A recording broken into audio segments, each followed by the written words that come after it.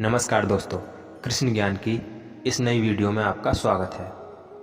महाभारत में भगवान कृष्ण ने पांडवों का साथ दिया था। भगवान कृष्ण अर्जुन के सारथी बने थे। लेकिन क्या आपके मन में भी ये सवाल आता है कि जब भगवान कृष्ण क्षण भर में ही महाभारत का युद्ध समाप्त कर सकते थे तो उन्होंने युद्ध क्यों नहीं लड़ा? आइए जानते हैं महाभारत के इस रहस्य का जवाब। महाभारत युद्ध की तस्वीर में जब भी आपने देखा होगा उसमें भगवान कृष्ण को सारथी के रूप में ही पाया गया होगा।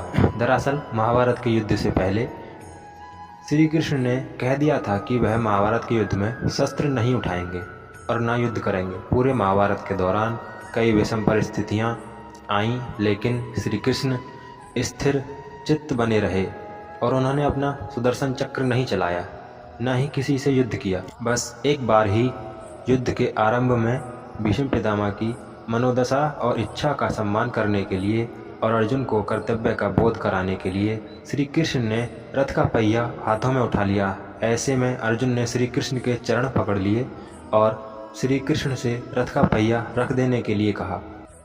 सवाल उठता है कि आखिर श्री कृष्ण ने युद्ध न करने की बात क्यों कही?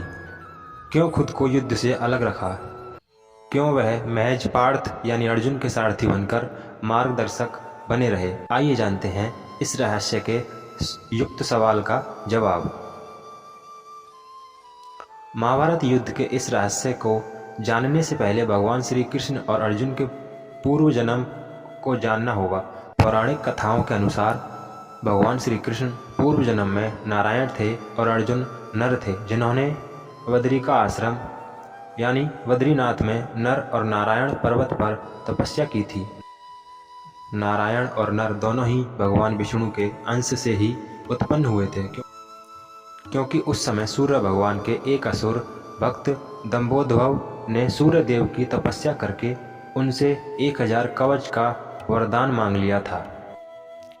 इस कवच के साथ यह भी शर्त थी कि 1000 साल तपस्या के बाद ही कोई इस कवच को तोड़ सकता है, और जो भी इसे तोड़ता वह स्वयं भी मर जाता। इस वरदान को पाकर दंभोद्भव अपने आप को अमर मान बैठा था और देवताओं और मनुष्यों पर अत्याचार कर रहा था। नर और नारायण को दंभोद्भव ने युद्ध के लिए ललकारा। तब नारायण ने दंभोद्भव से युद्ध किया और 1000 साल के युद्ध के बाद आखिर नारायण ने असुर का पहला कवच तोड़ दिया, लेकिन कवच तोड़ने के साथ वह स्वयं भी मृत्यु को प्राप्त हो गए। तब नर ने उन्हें महामृत्युंजय मंत्र से जीवित कर दिया और दंभोद्भव से युद्ध करना आरंभ किया। यह युद्ध भी 1000 साल चलता रहा। नर ने असुर का दूसरा कवच तोड़ दिया। इस बीच नारायण ने 1000 साल की तपस्या पूरी कर ली और दंभोद्भव से युद्ध करने लगे। इस तरह से बारी बारी युद्ध करते हुए नर नारायण ने दंभोद्भव असुर के 999 कवच तोड़ डाले।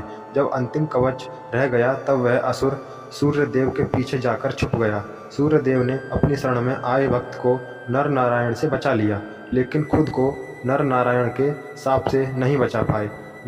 नर नारायण ने सूर्य देव से कहा कि आपका यह भक्त द्वापर में आपके अंश से उत्पन्न होगा और तब आपको अपने पुत्र की मृत्यु का शोक भोगना पड़ेगा। सूर्य देव का वह असुर भक्त ही द्वापर में कर्ण हुआ, जो सूर्य के अंश से कवच कुंडल के साथ उत्पन्न हुआ था।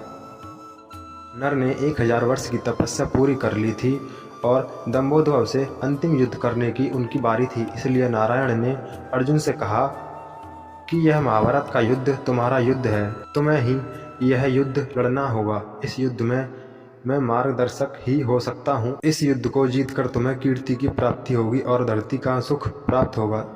तुम अपना युद्ध नहीं लड़ोगे तो मैं भी तुम्हारी मदद नहीं कर पाऊंगा, क्योंकि कर्ण का वध तो केवल अर्जुन ही कर सकते थे, क्योंकि सूर्य के वरदान के कारण दंभोद्भव को वही मार सकता था जिसने 1000 वर्ष तपस्या की हो, और कर्ण अगर जीवित रह जाता तो महाभारत युद्ध पांडव नहीं जीत पाते। इसलिए श्री कृष्ण ने अर्जुन को युद्ध करने के लिए कहा और स्वयं पार्थ के सारथी बने रहे। महाभारत युद्ध में भगवान श्री कृष्ण ने स्वयं युद्ध न करके अर्जुन को युद्ध के लिए आगे किया।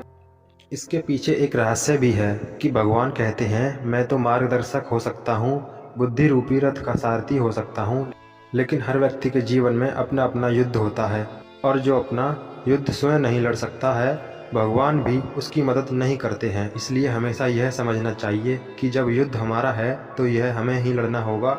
ईश्वर हमारे बदले आकर युद्ध नहीं लड़ेंगे। ईश्वर हमारे बदले आकर युद्ध नहीं लड़ेंगे। अगर सत्य की लड़ाई करेंगे तो ईश्वर सारथी बनेंगे, और अगर असत्य की ओर से युद्ध करेंगे तो वह आपके सारथी भी नहीं बनेंगे, और फिर कौरवों की तरह विनाश होना तय है। तो दोस्तों, कैसी लगी ये कहानी आपको कमेंट कर हमें ज़रूर बताएं, और अगर आप चैनल पर नए हैं तो चैनल को सब्सक्राइब और वीडियो को लाइक अवश्य करें। जय श्री कृष्ण। राधे राधे।